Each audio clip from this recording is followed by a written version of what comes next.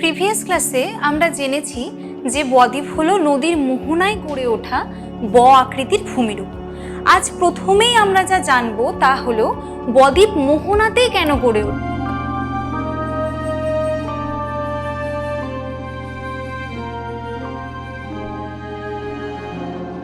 কারণ আমরা তো দেখেছি যে সমভূমিতে নেমে আসার সাথে সাথেই নদী সঞ্চয় করা শুরু করে দেয়। তাহলে বদ্বীপ নদী প্রবাহের অন্য কোথাও গড়ে না উঠে মোহনাতেই কেন গড়ে ওঠে?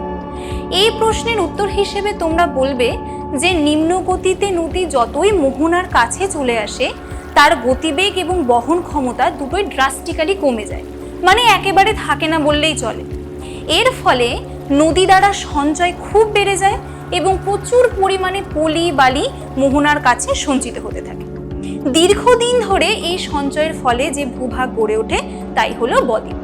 এবার বদ্বীপ গঠিত হওয়ার পেছনে মোহনা অঞ্চলে অ্যাকচুয়ালি যে ঘটনা ঘটে এবার সেটা দেখে নিই।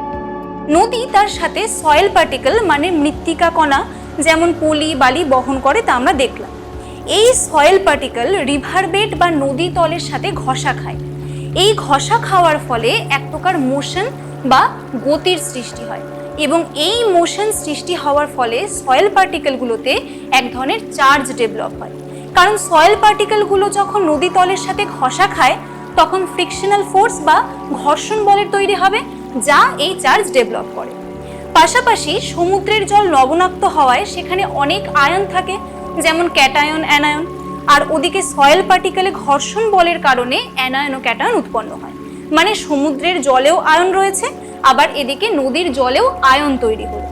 তখন নদীর জলে তৈরি হওয়া আয়ন মানে অ্যানায়ন ক্যাটায়নের সাথে সমুদ্রের জলে থাকা ক্যাটায়ন অ্যানায়ন রিয়্যাক্ট করে, কারণ আমরা জানি যে পজিটিভ নেগেটিভের সাথে রিয়্যাক্ট করে, যার ফলে এটি সুসংবদ্ধ হয়। আর এই পদ্ধতিকে কোয়াগুলেশন পদ্ধতি বলা হয়। অর্থাৎ নদীর সয়েল পার্টিকেল সমুদ্রের সল্ট পার্টিকেলের সাথে কোয়াগুলেট করে সঞ্চিত হয় আর তারপর বদ্বীপ গঠন করে।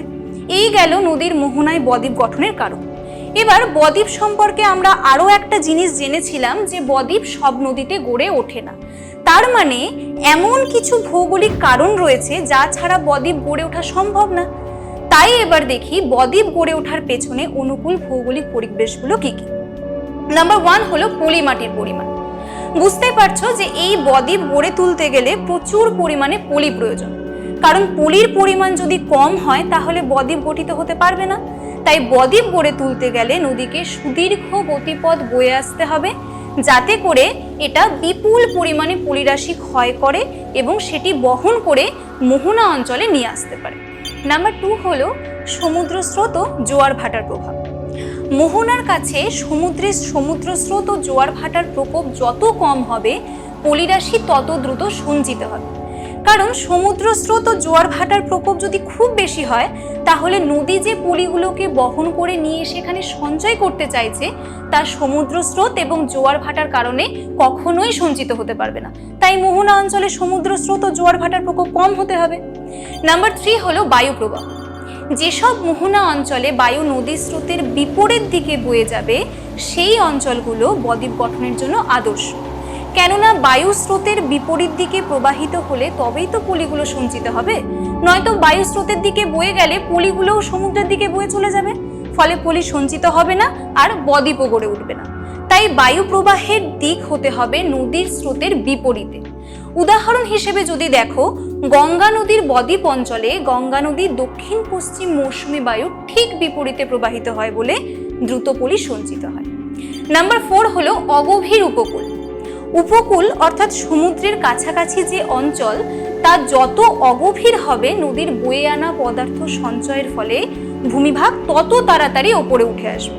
কারণ উপকূল ভাগ যদি গভীর হয় তাহলে নদীর বয়ে আনা পদার্থের বেশিরভাগই সেই খাদ ভরাট করতে লেগে যাবে, তাহলে বদ্বীপ কি করে গড়ে উঠবে? তাই অগভীর উপকূল ভাগ বদ্বীপ গঠনের জন্য খুব প্রয়োজন। আর এই কারণের জন্যেই ভারতের পশ্চিম উপকূলে বদ্বীপ সংখ্যা কম, কেননা ভারতের পশ্চিম উপকূল যথেষ্ট গভীর। নাম্বার 5 হলো সমুদ্রের উন্মুক্ততা। উন্মুক্ত সমুদ্র মানে যে সমুদ্র স্থলভাগ দিয়ে ঘেরা নয়। তো এই সব উন্মুক্ত সমুদ্রে সমুদ্র স্রোতের প্রভাব বেশি থাকে, আর আমরা আগেই একটা পয়েন্টে পড়লাম, যেখানে সমুদ্র স্রোতের প্রকোপ বেশি হবে সেখানে পলি সঞ্চিত হতে পারে না। তাই স্থলবেষ্টিত সমুদ্র হলে সমুদ্র স্রোতের প্রকোপ কম হবে এবং বদ্বীপ গঠনের কাজ একটু সহজ হবে। নাম্বার 6 হলো হ্রদ বা ব্যারেজের উপস্থিতি। যদি নদীর প্রবাহ পথে হ্রদ থেকে থাকে বা ব্যারেজ থেকে থাকে তাহলে কিন্তু সেটা বদ্বীপ গঠনের জন্য উপযুক্ত নয়, কারণ নদীর বয়ে আনা পলিগুলো যদি হ্রদে সঞ্চিত হয়ে যায় বা ব্যারেজ থাকলে সেখানে বাধা পায় তাহলে তো আর মোহনা অবধি বয়ে আসতেই পারবে না। তাই ব্যারেজ কনস্ট্রাক্ট হলে নদীর প্রবাহ পথে কিন্তু একটা অটোমেটিক্যালি বাধার সৃষ্টি হয়। এখানে আমি 6টা কন্ডিশন বললাম, কিন্তু এছাড়াও আরো অনেক শর্ত রয়েছে, তার মধ্যে প্রধান হলো এইগুলো। তাহলে এবার তোমাদের মনে হতে পারে যে এই শর্তগুলোর সবগুলোই কি একটা বদ্বীপ তৈরি হতে লাগে? না, এই 6টা শর্তই লাগবে তার কোনো মানে নেই। 3টে বা 4টে শর্ত যদি ফুলফিল করে তাহলেই বদ্বীপ গঠিত হবে, কিন্তু মোটামুটি ভাবে এই 6টা শর্ত গ্রহণযোগ্য। ওকে, এবার আসবো বদ্বীপের শ্রেণী বিভাগে। বদ্বীপের শ্রেণী বিভাগ শুনে তোমাদের মনে হতে পারে যে আমরা তো জানলাম বদ্বীপ ব আকৃতির ভূমি,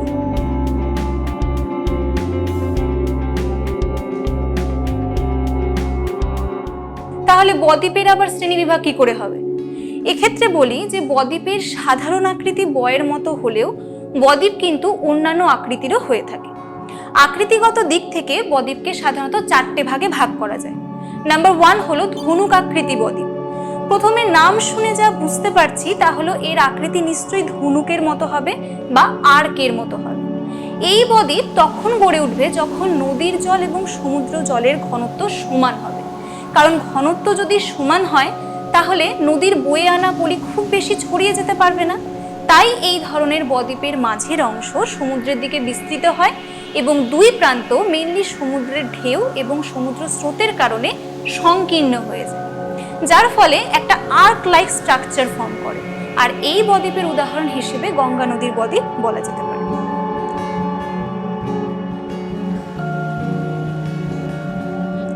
নাম্বার 2 হলো তীক্ষ্ণাগ্র বা করাতের দাঁতের মতো। যদি নদী মোহনায় প্রবল সমুদ্র তরঙ্গের প্রভাব থাকে তখন পলিরাশি মাঝের অংশে সঞ্চিত না হয়ে দুপাশে করাতের দাঁতের মতো ছড়িয়ে যায়, আর এটা খুব তীক্ষ্ণ হয়, তাই একে তীক্ষ্ণাগ্র বা করাতের দাঁতের মতো বদ্বীপ বলা হয়। সুবর্ণরেখা নদীর বদ্বীপ হলো এই ধরনের বদ্বীপ। নাম্বার 3 হলো পাখির পায়ের মতো বদ্বীপ। তোমরা এখানে বুঝতেই পারছো যে একটা বদ্বীপ যার আকৃতি পাখির পায়ের মতো। এবার দেখি এটা কি করে ফর্ম হয়।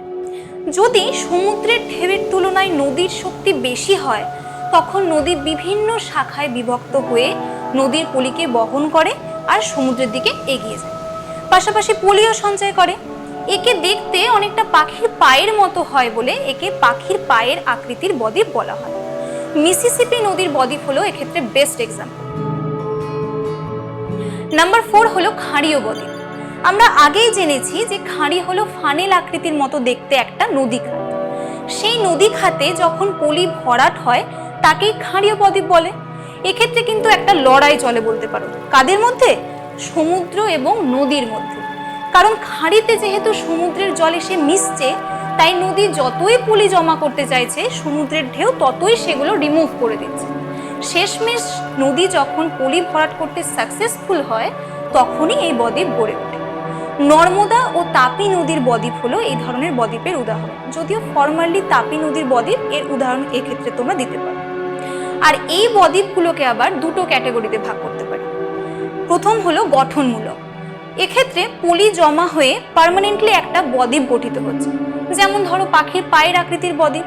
আর সেকেন্ডলি ধ্বংসাত্মক বদ্বীপ।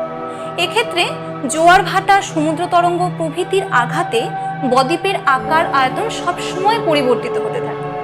এই বদ্বীপের অ্যাজ সাচ কোনো উদাহরণ নেই, তবে খাঁড়ির বদ্বীপ এক্ষেত্রে ধরা যেতে পারে।